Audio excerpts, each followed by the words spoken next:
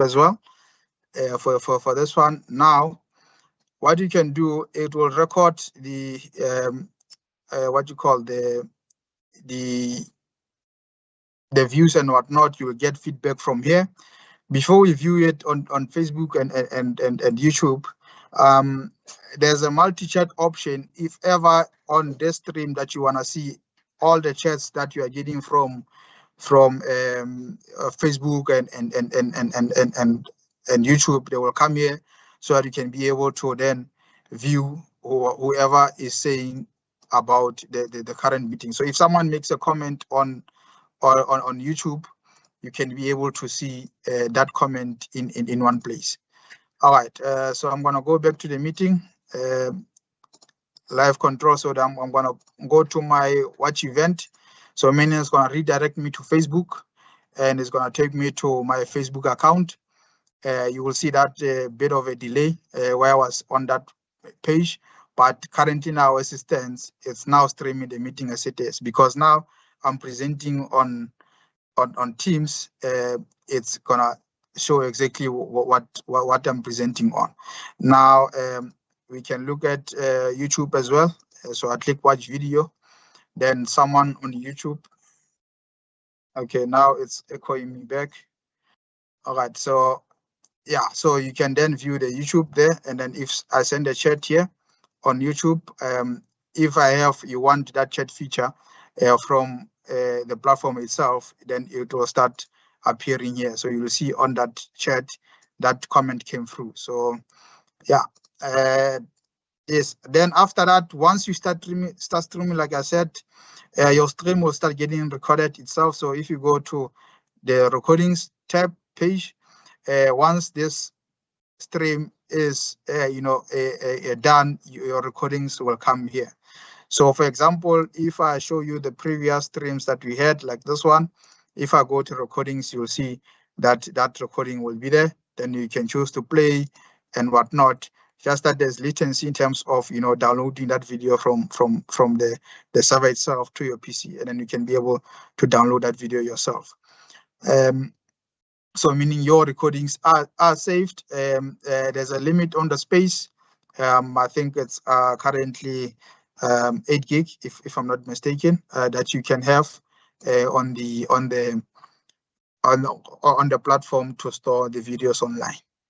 But I think if you are recording the meetings on Teams, well, for redundancy, we can record them on the platform as well. But I think it just goes with the preference of the user.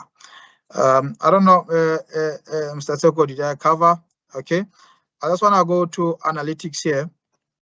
So analytics will just show you the views. Currently, no one is watching my stream on YouTube, unfortunately. So I don't have any analytics, and I think on Facebook as well, I don't have many friends. No one might be watching that. So, but you get your analytics here.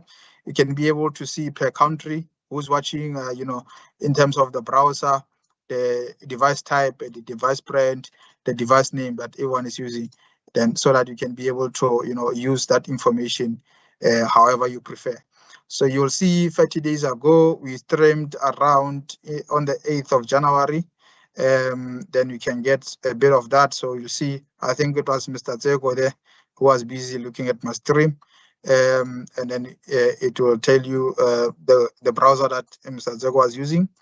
The device type, it will still be desktop, and device brand, it's unknown because you are streaming from a web platform, or you are viewing my stream from a web platform, and even the device name is unknown.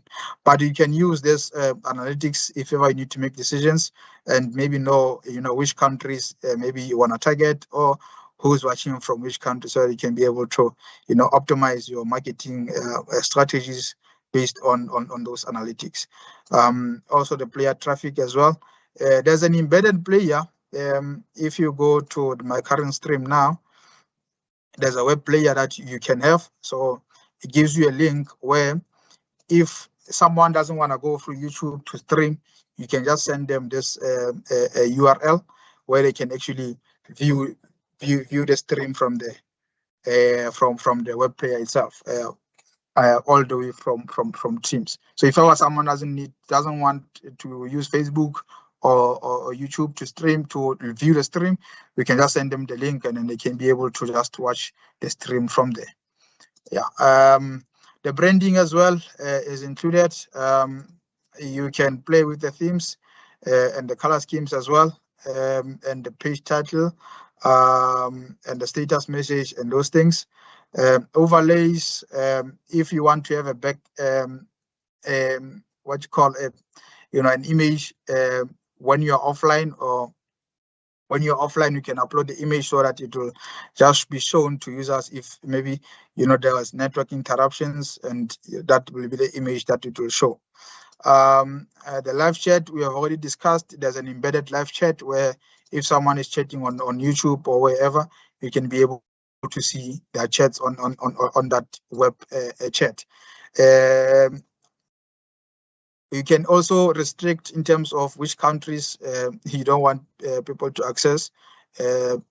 So meaning you can also embed this stream into your website. So if, let's say, you have a website that you want people to view the stream from, so you can just go to your website and copy this iframe, and then that stream will come out as the same way as the one that I initially showed. Like this web player will just be on your website, so you can be able to people can view from the website itself. And now in terms of the teams, remember I said we can add up to 50 people on a specific stream. So if you go, let me just zoom out. If you go to the username here, so I'm currently signed in with my account there, and then I go to Teams, it will then try to redirect you to a dedicated Teams page. So if you go there, you will see this is my account. I'm the team owner, but I've already added Mr. Tseko there as the team manager. So you can assign roles in terms of the type of functionality that Tseko can have on the platform. So for example, I'm just want to see if I can add Mr. Amalawaning a work account. One in version.com, and then you can choose here. You can choose here, can they manage a team? Can they create a stream? They can update the stream, they can monitor streams, they can delete, they can see. So you can choose on your team members who can do what and whatnot, and then you can then send the invite. I think Mr. Tseko on his side will receive that invite, and from there he can accept and then have access to this. So you, if currently now I'm I'm streaming as it is, remember, Mr. Tseko can come in. I don't know, Mr. Tseko, can you just go on the platform and just create a new stream so that we can see it here?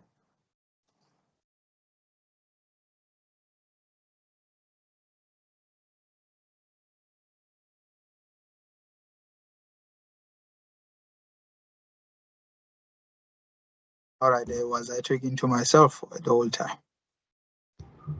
Yeah, I'm still here. Just create a new stream quickly. You don't have to add your Facebook. You can, you don't have to add your YouTube, but I just want a stream on top of this one. So so that you can see, and then so the colleagues can see that there can be more than one stream going on at the same time. Okay. In the meantime, could you send maybe the links of the Facebook and the YouTube on the chat there so they can log into their accounts, maybe? All right. So let me just. So you can view the stream now from YouTube. I just sent the links for everyone to go on YouTube and Facebook to view the current stream.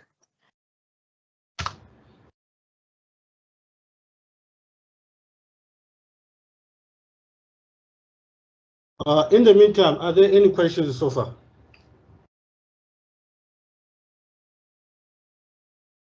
Not necessarily. We are following the presentation. but it's not something that I can say we will grasp at a go. But in terms of what you've presented so far, it seems like the platform it does address our needs. The only thing I observe, because I'm also watching on or streaming on YouTube as you do this. The delay. It's quite, should I say, over 30 seconds. Yeah, it's over 30-second delay. So I don't know what would be that. Would that be your network or my network, or how do we improve the delay? Otherwise, I've also tried to type the questions. I've seen them popping up. I'm not sure if you've seen it on YouTube. I typed to say test question, and that we wanted to see if during the session we will be able to see these questions as they come, because as much as we'll be streaming from live or streaming from Teams, those that would have joined on the team link, at least they will be able to raise up their hands. But those that are joining through other platforms, they would have to type questions. So I wanted to see if we are able to see those questions. And I did see that the questions do come through. The QCTO TV and the Sketo there, that's us trying to check if something really, the questions will really come. So yeah, but I think this would need more training. But I'm happy, colleagues, with what I see. Otherwise, maybe let's continue until we're done. There are some other things that I've noted that maybe I might not be able to answer, which I think they're IT related, which I would want us to revisit maybe at the end, so that in the next session, or maybe we can touch base with our IT to make sure that our infrastructure or the platform will be able to be hosted in our platform as it is at the moment, or there's some changes that need to be done. But that maybe we can deal with it at the end when you are done with the entire demonstration.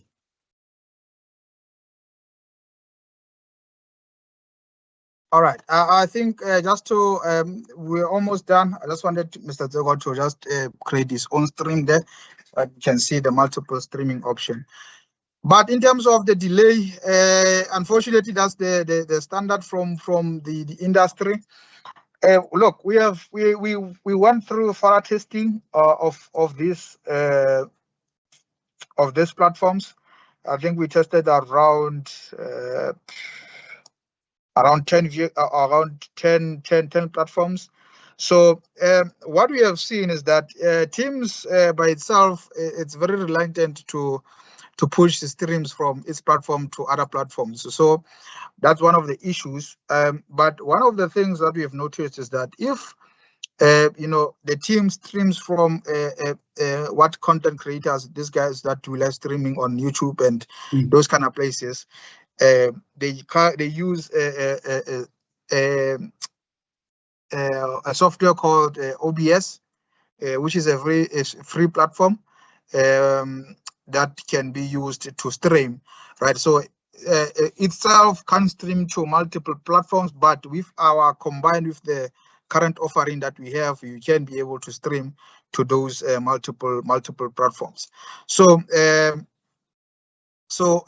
is the issue is always the bit rate, right? So it might be my network in those kind of things that do influence, but I've seen that Teams tends to have a constant bit rate of around 600. But if you go on OBS, like this thing here, you can get quite fast streams, but it will drop down from maybe 30 seconds to around 15 seconds, that delay that you might have on it. So I'm not sure, since the requirement was to stream from Teams, if colleagues are open to streaming from a software like OBS or even Streamlabs, which are all free, but you will just need to set up the platform that you are providing to connect so that OBS can connect to that platform using the same way that we saw on Teams. Maybe let me just demonstrate that. Hopefully, the stream times will improve. So I'm just gonna stop streaming on Teams and then try to switch to OBS and try to stream from there, and then so that we can see the delays. But we can't really. We tried our best to get the delays down, but we are hovering around 30 to 13 seconds in terms of the delay, and it's dependent also on the platform. Sometimes YouTube, it will give you 7 seconds, and other times it will give you 9 seconds. So we tried our best to choose the best platform that will provide the best experience for the colleagues. All right. I don't know, Mr. Zogo, do you advise I should switch to OBS quickly so as to show them of other ways of how to stream, or do you think we should just stick to the requirements? Well, I think we should just stick to the requirements, unless colleagues want to see how it works, just for concern's sake. Colleagues?